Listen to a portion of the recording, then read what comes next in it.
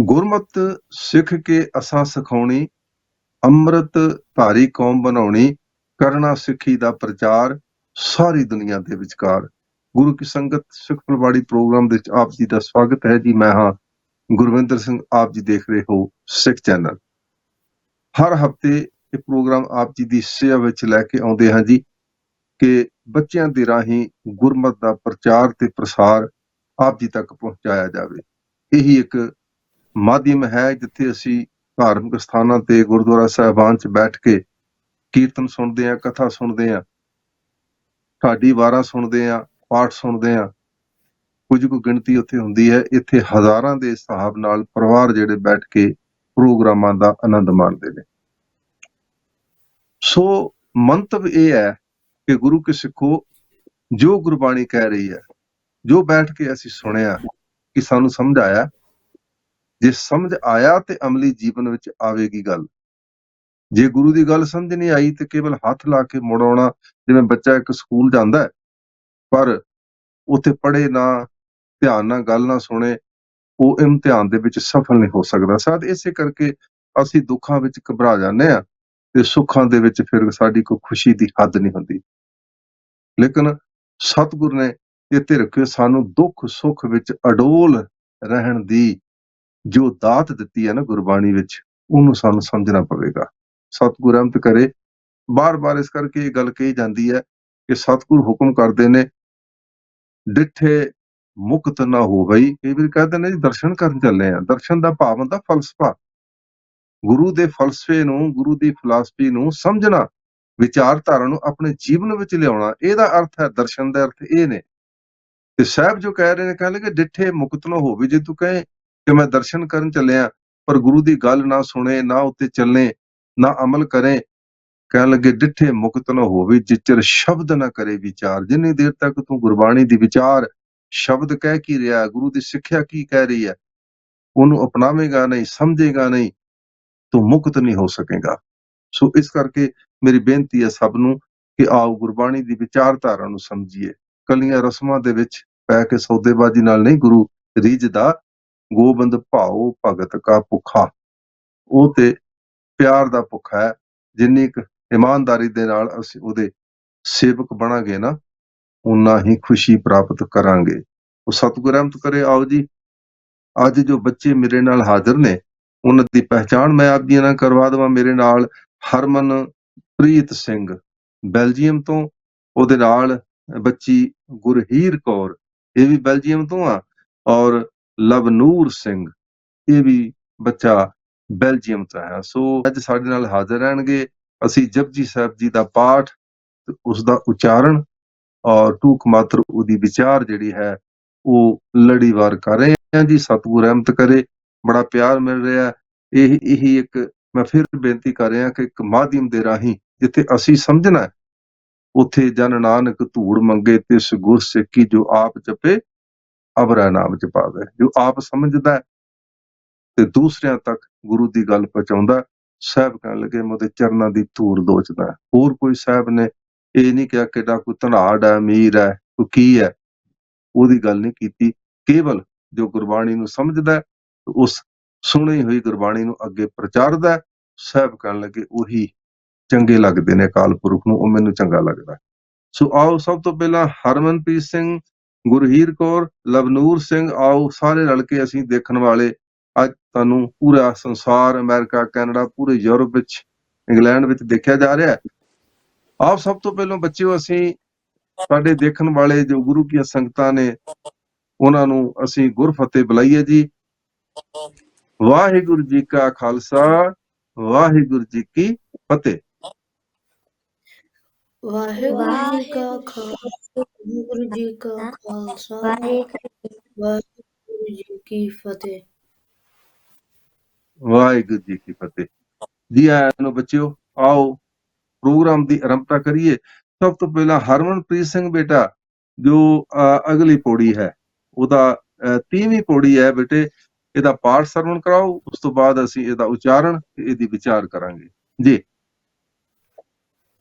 ਏਕਾ ਮਾਈ ਜੁਗਤ ਵਿਆਹੀ ਤਿੰਨ ਚੇਲੇ ਪਰਵਾਨ, ਇੱਕ ਸੰਸਾਰੀ ਇੱਕ ਭੰਡਾਰੀ ਇੱਕ ਦੀਵਾਨ। ਜਿਵ ਤਿਸ ਪਾਵੈ ਤਿਵੈ ਚਲਾਵੈ, ਜਿਵ ਹੋਵੈ ਫੁਰਮਾਨ। ਉਹ ਵੇਖੈ ਓਨਾ ਨਜ਼ਰ ਨ ਆਵੈ, ਬਹੁਤਾ ਏ ਵਿਡਾਨ।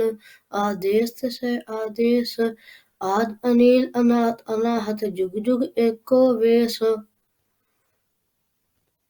ਬਹੁਤ ਵਧੀਆ ਬੱਚੇ ਨੇ ਇਹਦਾ ਉਚਾਰਨ ਜਿਹੜਾ ਕਰੀਬ ਕਰੀਬ ਬਹੁਤ ਵਧੀਆ ਕੀਤਾ। ਫਿਰ ਵੀ ਥੋੜਾ ਜਿਹਾ ਅਸੀਂ ਇਹਦਾ ਉਚਾਰਨ ਔਰ ਇਹਦੀ ਵਿਚਾਰ ਵੱਲ ਜੁੜ ਜਾਈਏ। ਗੁਰੂ ਕੇ ਸਿੱਖੋ, ਕੁਝ ਐਸੀਆਂ ਪ੍ਰਚਲਿਤ ਗਾਥਾਵਾਂ ਲੋਕਾਂ ਵਿੱਚ ਪ੍ਰਚਲਿਤ ਕਰ ਦਿੱਤੀਆਂ, ਲੋਕ ਉਹਨੂੰ ਜਲਦੀ ਮੰਨਦੇ ਨੇ। ਅੱਜ ਵੀ ਤੁਸੀਂ ਦੇਖੋ ਬਹੁਤ ਸਾਰੀਆਂ ਐਸੀਆਂ ਗੱਲਾਂ ਨੇ ਜਿਹੜੀਆਂ ਗੁਰਮਤ ਨਾਲ ਮੇਲ ਨਹੀਂ ਖਾਂਦੀਆਂ, ਤੇ ਉਹ ਗੁਰੂ ਦਾ ਨਾਮ ਵਰਤ ਕੇ ਪ੍ਰਚਾਰੀਆਂ ਜਾ ਰਹੀਆਂ ਨੇ, ਪਰ ਗੁਰਮਤ ਦਾ ਉਹਦੇ ਨਾਲ ਕੋਈ ਸੰਬੰਧ ਨਹੀਂ ਹੈ। ਜਿਵੇਂ ਆਪਾਂ ਪਹਿਲਾਂ ਵੀ ਗੱਲ ਕੀਤੀ ਸੀ ਕਿ ਧਰਤੀ ਹੋਰ ਪਰੈ ਹੋਰ ਦੁਨੀਆ ਕਹਿੰਦੀ ਸੀ ਕਿ ਧਰਤੀ ਜਿਹੜੀ ਹੈ ਇੱਕ ਬਲਦ ਨੇ ਚੁੱਕੀ ਹੈ, ਤੇ ਸਾਹਿਬ ਕਹਿਣ ਲੱਗੇ ਫਿਰ ਧਰਤੀ ਫਿਰ ਕਾਹਤੇ ਖੜੀ ਹੈ? ਜੇ ਬਲਦ ਨੇ ਧਰਤੀ ਨੂੰ ਚੁੱਕਿਆ ਤੇ ਫਿਰ ਬਲਦ ਕਿਸ ਚੀਜ਼ ਤੇ ਖੜਾ ਹੈ? ਫਿਰ ਉਹਦੇ ਥੱਲੇ ਇੱਕ ਹੋਰ ਧਰਤੀ ਚਾਹੀਦੀ ਹੈ, ਉਹਦੇ ਥੱਲੇ ਫਿਰ ਬਲਦ ਚਾਹੀਦਾ, ਫਿਰ ਹੋਰ ਧਰਤੀ ਚਾਹੀਦੀ। ਕਿੰਨੀਆਂ ਕੁ ਧਰਤੀਆਂ ਤੇ ਕਿੰਨੇ ਕੁ ਬਲਦ ਹੋਣਗੇ? ਜੋ ਸਾਹਿਬ ਨੇ ਕਿਹਾ ਨਹੀਂ ਭਲਿਓ, ਪ੍ਰਮਾਤਮਾ ਦੇ ਬੱਝਵੇਂ ਨਿਯਮ ਦੇ ਨਾਲ ਹੀ ਇਹ ਸਾਰਾ ਕੁਝ ਟਿਕਿਆ ਹੋਇਆ ਹੈ। ਤਾਂ ਗੱਲ ਕਲੀਅਰ ਹੋ ਗਈ। ਇਹ ਗੁਰੂ ਕੇ ਸਿੱਖੋ, ਸਾਨੂੰ ਸਾਡਾ ਫਰਜ਼ ਹੈ, ਜੇ ਕੋਈ ਸਾਨੂੰ ਮਨ ਘੜਤ ਕਹਾਣੀਆਂ ਸਟੇਜ ਦੇ ਉੱਤੇ ਸੁਣਾਉਂਦਾ, ਉਹਨੂੰ ਪੁੱਛਿਆ ਜਾਊਗਾ ਭਲਿਆ ਜਿਵੇਂ ਸ਼ਰਧਾ ਬਸ ਹੋ ਕੇ ਤੂੰ ਗਿਆਨ ਤੋਂ ਹੀਣੀ ਗੱਲ ਜਿਹੜੀ ਕਰ ਰਿਹਾ, ਇਹਦਾ ਗੁਰਮਤ ਨਾਲ ਕੋਈ ਸੰਬੰਧ ਨਹੀਂ। ਸੋ ਇੱਥੇ ਵੀ ਸਾਹਿਬ ਉਹ ਗੱਲ ਕਰ ਰਹੇ ਨੇ, ਕਹਿਣ ਲੱਗੇ ਏਕਾ ਮਾਈ ਜੁਗਤ ਵਿਆਈ। ਲੋਕਾਂ ਵਿੱਚ ਇਹ ਕਹਿਣ ਲੱਗੇ ਆਮ ਪ੍ਰਚਲਿਤ ਗੱਲ ਸੀ ਕਿ ਇਕੱਲੀ ਮਾਇਆ ਕਿਸੇ ਜੁਗਤੀ ਨਾਲ ਪ੍ਰਸੂਤ ਹੋਈ, ਪੈਦਾ ਹੋਈ। ਕਹਿਣ ਲੱਗੇ ਫਿਰ ਪ੍ਰਤੱਖ ਤੌਰ ਤੇ ਉਸ ਦੇ 3 ਪੁੱਤਰ ਜੰਮ ਪਏ, 3 ਚੇਲੇ ਪ੍ਰਵਾਨ, ਉਹਦੇ 3 ਪੁੱਤਰ ਅੱਗੋਂ ਨੇ ਜਨਮ ਲਿਆ। ਕਿਹੜੇ ਜੀ? ਕਹਿਣ ਲੱਗੇ ਉਹਨਾਂ ਨੇ ਫਿਰ ਕੀ ਕੀਤਾ? ਕਹਿਣ ਲੱਗੇ ਇੱਕ ਸੰਸਾਰੀ, ਇੱਕ ਭੰਡਾਰੀ, ਇੱਕ ਲਾਏ ਦੀਵਾਨ। ਕਹਿਣ ਲੱਗੇ ਦੁਨੀਆ ਦੀ ਪ੍ਰਚਲਿਤ ਗਾਥਾ ਵਿੱਚ ਕੀ ਬਣ ਗਿਆ? ਕਹਿਣ ਲੱਗੇ ਉਹਨਾਂ ਵਿੱਚ ਇੱਕ ਬ੍ਰਹਮਾ ਜਿਹੜਾ ਸੀ ਉਹ ਘਰ-ਬਾਰੀ ਬਣ ਗਿਆ, ਭਾਵ ਜੀਵ ਜਨਤਾ ਨੂੰ ਪੈਦਾ ਕਰਨ ਲੱਗ ਪਿਆ। ਤੇ ਇਹ ਪ੍ਰਚਲਿਤ ਜਿਹੜੀ ਗਾਥਾ ਜਿਹੜੀ ਹੈ ਲੋਕਾਂ ਦੇ ਸਨਮੁਖ ਅੱਜ ਵੀ ਜਿਹੜੀ ਹੈ ਉਹ ਚੱਲਦੀ ਫਿਰਦੀ ਹੈ ਕਿ ਬ੍ਰਹਮਾ ਜਿਹੜਾ ਇਹਨੇ ਸੰਸਾਰ ਪੈਦਾ ਕੀਤਾ। ਕਹਿਣ ਲੱਗੇ ਇੱਕ ਵਿਸ਼ਨੂੰ ਭੰਡਾਰੇ ਦਾ ਮਾਲਕ ਬਣ ਗਿਆ, ਭਾਵ ਵੀ ਜੀਵਾਂ ਨੂੰ ਰਿਜ਼ਕ ਪੜਾਉਣ ਦਾ ਕੰਮ ਜਿਹੜਾ ਸੀ ਉਹ ਕਰਨ ਲੱਗਾ। ਤੇ ਤੀਸਰਾ ਕਹਿਣ ਲੱਗੇ ਇੱਕ ਸ਼ਿਵ ਜੀ ਜਿਹੜਾ ਕਚਹਿਰੀ ਲਾਉਂਦਾ, ਕਹਿੰਦਾ ਵੀ ਉਹਨਾਂ ਜੀਵਾਂ ਦਾ ਜਿਹੜਾ ਸੰਘਾਰ ਕਰਦਾ ਹੈ, ਉਹਨਾਂ ਨੂੰ ਮਾਰਦਾ, ਖਤਮ ਕਰਦਾ, ਉਹਦੇ ਹੱਥ ਵਿੱਚ ਹੈ। ਥੋੜਾ ਸਮਝੀ ਜਾਓ, ਇੱਕ ਸੰਸਾਰੀ, ਇੱਕ ਭੰਡਾਰੀ, ਇੱਕ ਲਾਏ ਦੀਵਾਨ। ਇਹ ਲੋਕਾਂ ਦੀ ਕਹਾਣੀ ਹੈ, ਲੋਕਾਂ ਦੀ ਗਾਥਾ ਪਹਿਲਾਂ ਸਤਿਗੁਰ ਕਹਿ ਰਹੇ ਨੇ। ਫਿਰ ਆਪਣਾ ਜਿਹੜਾ ਸਿਧਾਂਤ ਉਹਨੂੰ ਕਹਿੰਦੇ ਨੇ। ਅਸੀਂ ਕਦੇ ਵੀ ਪੂਰਾ ਸ਼ਬਦ ਨਹੀਂ ਸਮਝਦੇ, ਪਹਿਲੀਆਂ ਕੁਝ ਤੁਕਾਂ ਸਮਝ ਕੇ ਅਸੀਂ ਕਹਿੰਦੇ ਨਹੀਂ ਜੀ ਉਹਦਾ ਵੀ ਨਾਂ ਆਇਆ, ਉਹਦਾ ਵੀ ਨਾਂ ਆਇਆ, ਪਰ ਸਤਿਗੁਰ ਜਿਸ ਸੰਦਰਭ ਵਿੱਚ ਗੱਲ ਕਰ ਰਹੇ ਨੇ ਉਹਨੂੰ ਅਸੀਂ ਸਮਝਣ ਤੱਕ ਪਹੁੰਚਦੇ ਹੀ ਨਹੀਂ ਆ।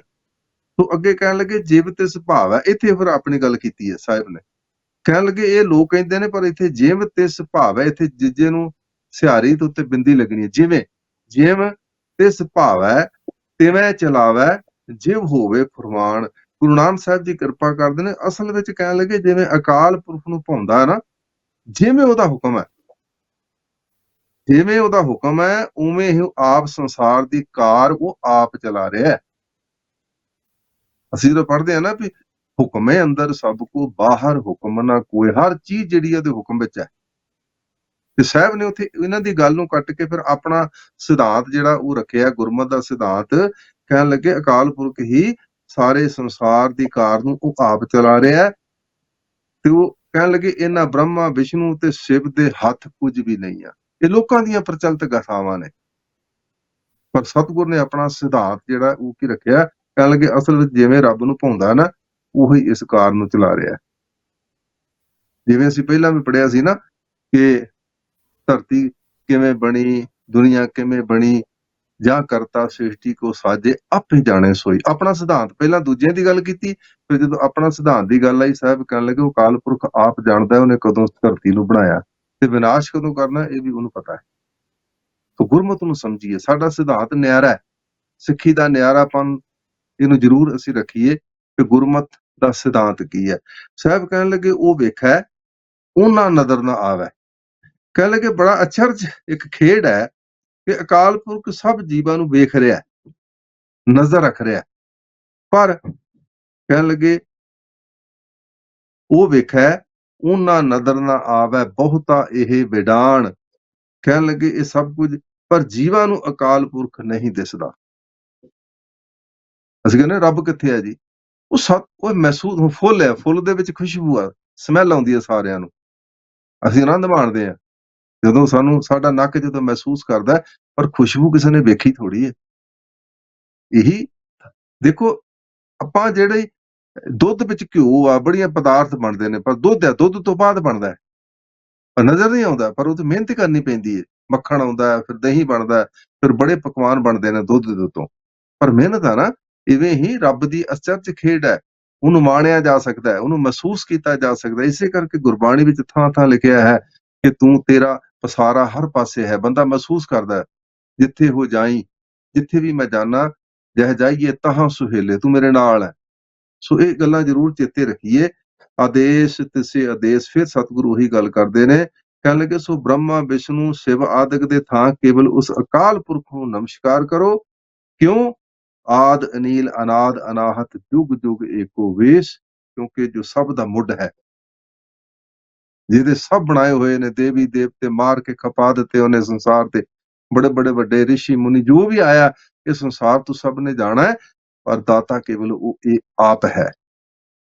ਦਾਤਾ ਦਾਤਾ ਏਕ ਹੈ, ਸਭ ਕੋ ਦੇਵਨਹਾਰ। ਇਸ ਕਰਕੇ ਹੋਰ ਕੋਈ ਨਹੀਂ, ਕੇਵਲ ਇੱਕ ਅਕਾਲ ਪੁਰਖ ਹੀ ਸਭ ਨੂੰ ਰਿਜ਼ਕ ਦੇ ਰਿਹਾ। ਜਿਹਨੇ ਇਸ ਗੱਲ ਨੂੰ ਸਮਝ ਲਿਆ ਨਾ, ਉਹੀ ਰੱਬ ਦੇ ਨੇੜੇ ਆ, ਤੇ ਜਿਹਨੇ ਨਹੀਂ ਸਮਝਿਆ ਉਹ ਥਾਂ ਥਾਂ ਤੇ ਫਿਰ ਭਟਕਦਾ। ਕਹਿਣ ਲੱਗੇ ਉਹ ਅਕਾਲ ਪੁਰਖ ਜੋ ਮੁੱਢ ਤੋਂ ਹੈ, ਜਿਸ ਦਾ ਕੋਈ ਮੁੱਢ ਨਹੀਂ ਲੱਭ ਸਕਦਾ, ਜੋ ਨਾਸ਼ ਰਹਿਤ ਹੈ, ਜੋ ਪ੍ਰਭੂ ਇੱਕੋ ਜਿਹਾ ਰਹਿੰਦਾ, ਇਹੀ ਵਸੀਲਾ ਉਸ ਪ੍ਰਭੂ ਦਾ, ਉਹਦੇ ਨਾਲੋਂ ਵਿੱਥ ਦੂਰ ਕਰਨ ਦਾ ਇੱਕੋ ਇੱਕ ਤਰੀਕਾ ਹੈ ਕਿ ਉਹਦੇ ਹੁਕਮ ਵਿੱਚ ਆ ਜਾਈਏ, ਉਹਦੀ ਗੱਲ ਨੂੰ ਮੰਨ ਲਈਏ। ਸੋ ਬਹੁਤ ਬਹੁਤ ਧੰਨਵਾਦ ਬੇਟੇ।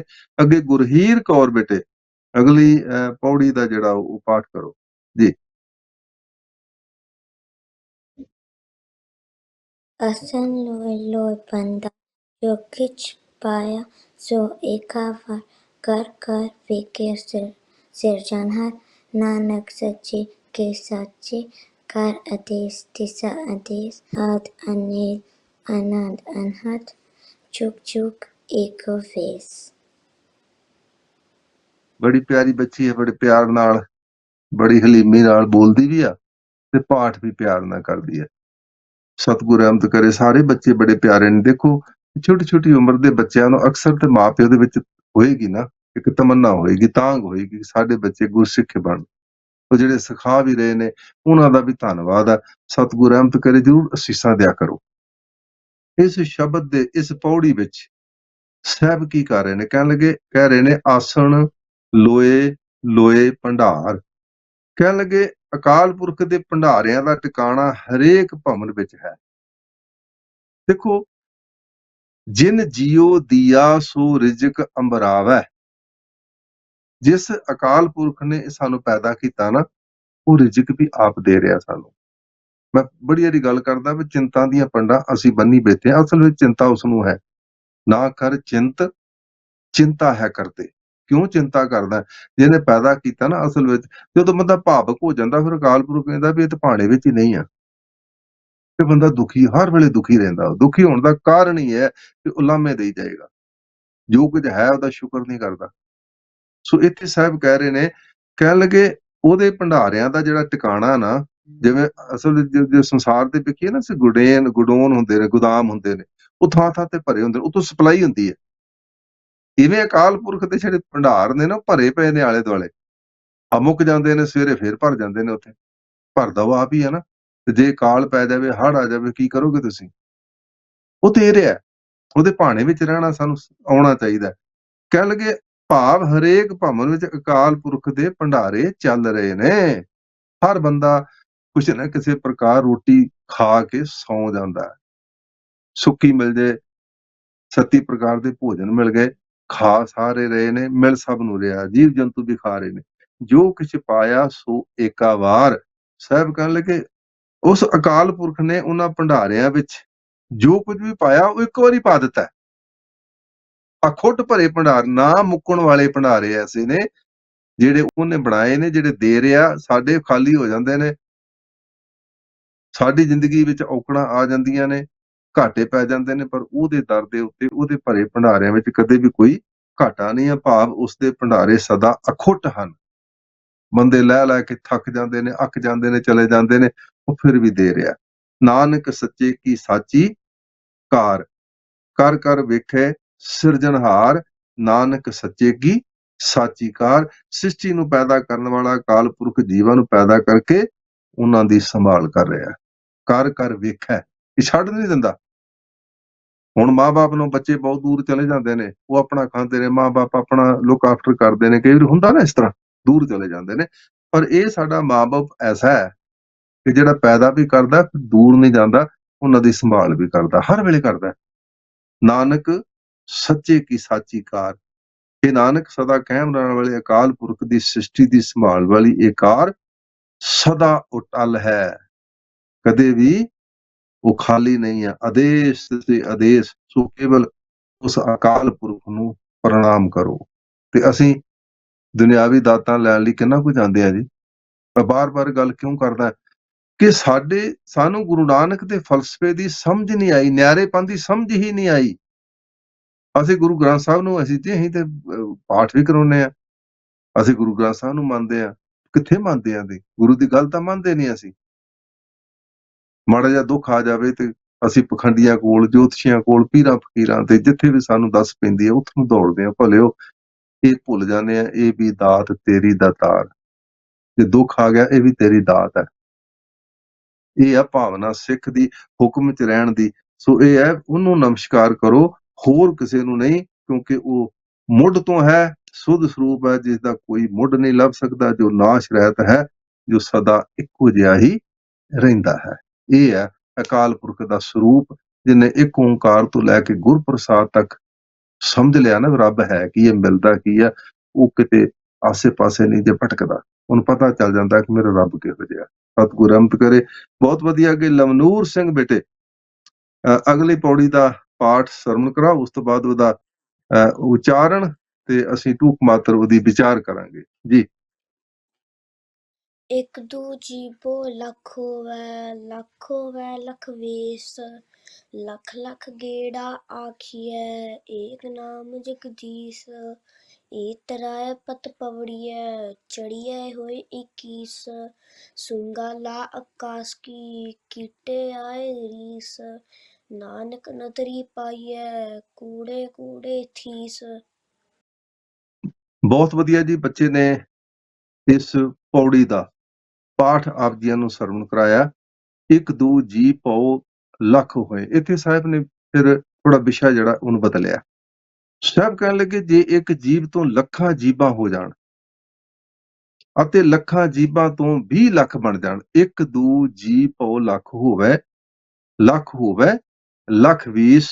ਸਾਹਿਬ ਕਹਿਣ ਲੱਗੇ ਲੱਖ ਲੱਖ ਗੇੜਾ ਆਖੀਐ, ਇੱਥੇ ਫਿਰ ਬਿੰਦੀ ਲਾਉਣੀ ਆ, ਆਖਦੇ ਹਨ ਏਕ ਨਾਮ ਜਗਦੀਸ਼। ਕਹਿਣ ਲੱਗੇ ਇਹਨਾਂ 20 ਲੱਖਾਂ ਜੀਬਾਂ ਨਾਲ ਜੇ ਅਕਾਲ ਪੁਰਖ ਦੇ ਇੱਕ ਨਾਮ ਨੂੰ ਇੱਕ ਲੱਖ ਵਾਰੀ ਆਖੀਏ, ਦੇਖੋ ਸਾਹਿਬ ਨੇ ਕਿੰਨੀ ਵੱਡੀ ਗਿਣਤੀ। ਅਸੀਂ ਕਈ ਵਾਰੀ ਗਿਣਤੀਆਂ ਮਿਣਤੀਆਂ ਚ ਪੈਂਦੇ ਆ ਨਾ, ਗਿਣਤੀਆਂ ਮਿਣਤੀਆਂ ਨਾਲ ਥੋੜਾ ਰੱਬ, ਉਹ ਗਿਣਤੀਆਂ ਮਿਣਤੀਆਂ ਥੋੜਾ ਸਾਨੂੰ ਦਿੰਦਾ। ਇੱਥੇ ਸਾਹਿਬ ਜਿਹੜੀ ਗੱਲ ਸਹਿ ਰਹੇ ਉਹਨੂੰ ਥੋੜਾ ਆਪਾਂ ਸਮਝ ਲਈਏ। ਕਹਿਣ ਲੱਗੇ ਜੇ ਅਕਾਲ ਪੁਰਖ ਦੇ ਇੱਕ ਨਾਮ ਨੂੰ ਇੱਕ ਲੱਖ ਵਾਰੀ ਆਖੀਏ ਤਾਂ ਵੀ ਕੂੜੇ ਮਨੁੱਖ ਦੀ ਇਹ ਕੂੜੀ ਹੀ ਠੀਸ ਹੈ। ਦੇਖੋ ਫਿਰ ਕਹਿਣ ਲੱਗੇ ਭਾਵ ਜੇ ਮਨੁੱਖ ਇਹ ਖਿਆਲ ਕਰੇ ਕਿ ਮੈਂ ਆਪਣੇ ਉਦਮ ਦੇ ਆਸਰੇ ਇਸ ਤਰ੍ਹਾਂ ਨਾਮ ਸਿਮਰ ਕੇ ਅਕਾਲ ਪੁਰਖ ਨੂੰ ਪਾ ਸਕਦਾ ਹਾਂ, ਤਾਂ ਇਹ ਝੂਠਾ ਹੰਕਾਰ ਹੈ। ਇਸ ਪੌੜੀ ਵਿੱਚ ਬੜਾ ਵੱਡਾ ਫਲਸਫਾ ਛਿਪਿਆ ਵੀ ਕੇਵਲ ਉਸ ਅਕਾਲ ਪੁਰਖ ਜੀ ਇੰਨੀਆਂ ਜੀਬਾਂ ਹੋ ਜਾਣ ਤਾਂ ਵੀ ਉਹਦਾ ਅੰਤ ਨਹੀਂ ਪੈ ਸਕਦਾ। ਇਸ ਗੱਲ ਨੂੰ ਥੋੜਾ ਜਿਹਾ ਡੂੰਘਾਈ ਵਿੱਚ ਇਸ ਚੀਜ਼ ਨੂੰ ਸਮਝ ਲਓ। ਪਰ ਹੈ ਅੱਗੇ ਸਾਹਿਬ ਇਸ ਗੱਲ ਨੂੰ ਸਮਝਾ ਕੀ ਰਹੇ ਨੇ। ਕਹਿਣ ਲੱਗੇ ਭਾਵ ਵੀ ਇੰਨੀਆਂ ਗਿਣਤੀਆਂ ਮਿਣਤੀਆਂ ਨਾਲ ਅਕਾਲ ਪੁਰਖ ਨਹੀਂ ਜੇ ਪਾਇਆ ਜਾ ਸਕਦਾ। ਕਈ ਵਾਰੀ ਸਮਾਧੀਆਂ ਲਾ ਕੇ ਬੰਦਾ ਬਹਿ ਜਾਂਦਾ, ਬਹੁਤ ਕੁਝ ਕਰਦਾ, ਪਰ ਸਾਹਿਬ ਨੇ ਕਿਹਾ ਵੀ ਇੰਨੀਆਂ ਲੱਖਾਂ ਜੀਬਾਂ 20 ਲੱਖ ਬਣ ਜਾਣ, ਕਹਿਣ ਲੱਗੇ ਤਾਂ ਵੀ ਇਹ ਝੂਠੇ ਮਨੁੱਖ ਦਾ ਜਿਹੜਾ ਇਹ ਖਿਆਲ ਆ ਨਾ, ਇਹ ਝੂਠਾ, ਕਿਉਂਕਿ ਅਕਾਲ ਪੁਰਖ ਨੂੰ ਇਸ ਤਰ੍ਹਾਂ ਨਹੀਂ ਪਾਇਆ ਜਾ ਸਕਦਾ। ਇਹ ਕੇਵਲ ਉਹਦਾ ਹੰਕਾਰ ਹੈ। ਸਾਹਿਬ ਕਹਿਣ ਲੱਗੇ ਇਹ ਤਰਾਹ ਪਤ ਪਵੜੀਆਂ ਚੜੀਐ ਹੋਏ ਅਕੀਸ। ਇਸ ਰਸਤੇ ਵਿੱਚ ਪ੍ਰਮਾਤਮਾ ਨਾਲ ਵਿੱਥ ਦੂਰ ਕਰਨ ਵਾਲੇ ਰਾਹ ਵਿੱਚ ਅਕਾਲ ਪੁਰਖ ਨੂੰ ਮਿਲਣ ਵਾਸਤੇ ਜੋ ਪੌੜੀਆਂ ਹਨ, ਦੇਖੋ ਫਿਰ ਧਿਆਨ ਦੇਵੋ, ਕਹਿੰਦੇ ਉਹਨਾਂ ਉੱਤੇ ਆਪਾ ਭਾਵ ਗਵਾ ਕੇ ਹੀ ਚੜ ਸਕੀਦਾ। ਭਾਵ ਜੇ ਬੰਦਾ ਰੱਬ ਰੱਬ ਵੀ ਕਰੇ ਤਾਂ ਅੰਦਰੋਂ ਹੰਕਾਰ ਹੀ ਨਹੀਂ ਦੂਰ ਹੋਇਆ, ਉਹ ਗੁਣ ਸ਼ੁਭ ਗੁਣ ਹੀ ਪੈਦਾ ਨਹੀਂ ਹੋਏ।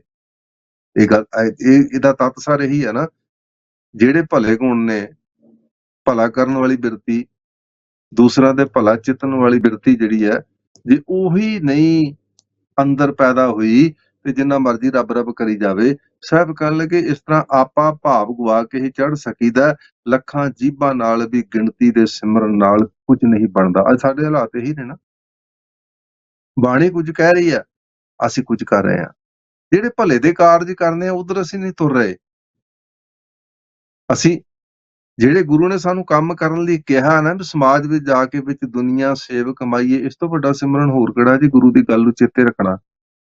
ਜੇ ਬੰਦਾ ਭਲੇ ਦੇ ਕਾਰਜ ਕਰ ਰਿਹਾ, ਉਹ ਸਿਮਰਨ ਹੀ ਹੋ ਰਿਹਾ। ਜੇ ਇਹਨਾਂ ਹੱਥਾਂ ਅੱਖਾਂ ਕੰਨਾਂ ਨਾਲ ਬੁਰਾ ਸੁਣ ਰਿਹਾ, ਬੁਰਾ ਦੇਖ ਰਿਹਾ, ਕਿਸੇ ਦਾ ਹੱਕ ਮਾਰ ਰਿਹਾ ਤੇ ਨਾਲ ਫਿਰ ਸਿਮਰਨ ਵੀ ਕਰ ਰਿਹਾ, ਤੇ ਕੀ ਇਹ ਸਿਮਰਨ ਪ੍ਰਵਾਨ ਹੈ? ਨਹੀਂ ਪ੍ਰਵਾਨ ਹੈ। ਸੋ ਇਹਨਾਂ ਗੱਲਾਂ ਵੱਲ ਸਤਿਗੁਰੂ ਸਾਨੂੰ ਸੁਚੇਤ ਕਰ ਰਹੇ ਨੇ। ਕਹਿਣ ਲੱਗੇ ਸੁਣ ਗੱਲਾਂ ਆਕਾਸ਼ ਕੀ ਕੀਟਾਂ ਆਈ ਰੀਸ। ਇੱਥੇ ਫਿਰ ਬਿੰਦੀ ਲਾਉਣੀ ਹੈ, ਬਹੁਵਚਨ ਹੈ। ਭਾਵ ਆਪਾ ਭਾਵ ਦੂਰ ਕਰਨ ਤੋਂ ਬਿਨਾਂ ਇਹ ਗਿਣਤੀ ਦੇ ਪਾਠਾਂ ਵਾਲਾ ਉਦਮ ਇਉਂ ਹਮਾਨੋ ਜਿਵੇਂ ਆਕਾਸ਼ ਦੀਆਂ ਗੱਲਾਂ ਸੁਣ ਕੇ ਕੀੜਿਆਂ ਨੂੰ ਵੀ ਇਹ ਰੀਸ ਆ ਗਈ ਹੈ ਕਿ ਅਸੀਂ ਵੀ ਆਕਾਸ਼ ਤੇ ਅੱਪੜ ਜਾਈਏ। ਇਹ ਹੋ ਸਕਦਾ ਕਦੇ?